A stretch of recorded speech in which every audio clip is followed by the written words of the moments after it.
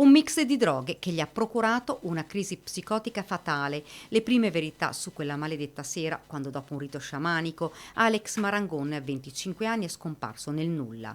È la notte tra il 29 e il 30 giugno dello scorso anno. Qualche giorno dopo il corpo del giovane viene ritrovato in una secca del Piave a Ciano del Montello.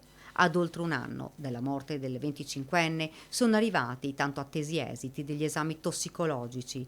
Il ragazzo, che sarebbe caduto dalla terrazza dell'abbazia di Vidor, aveva nel sangue un mix di droghe, alcune assunte nell'immediatezza di quella sera, altre nei giorni precedenti. Fra queste sono emerse nel sangue tracce delle piante con le quali viene preparata l'ayahuasca, una droga illegale in Italia che dà un effetto psicotropo e allucinogeno. A provocare un esito dirompente anche l'assunzione, da quello che sarebbe emerso, di cocaina e di altre sostanze. Dunque la prima risposta è arrivata. Quella sera l'ayahuasca era presente. Gli esiti di questi esami sono già arrivati in procura. Questi risultati aprono altri scenari. Chi avrebbe dato ad Alex quel mix di droghe? Probabilmente l'effetto causato al giovane è stato più grave che agli altri partecipanti, proprio per l'assunzione anche della cocaina.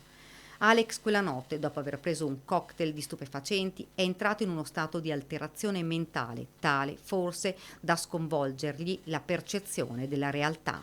Ora sarà la procura a dover decidere i prossimi passi.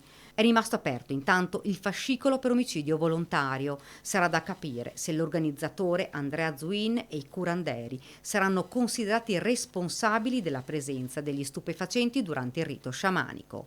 Fino ad ora avevano dichiarato che la ayahuasca non era stata fatta circolare quella notte. Ora la verità è venuta a galla, una verità che lascia aperta ancora molte domande.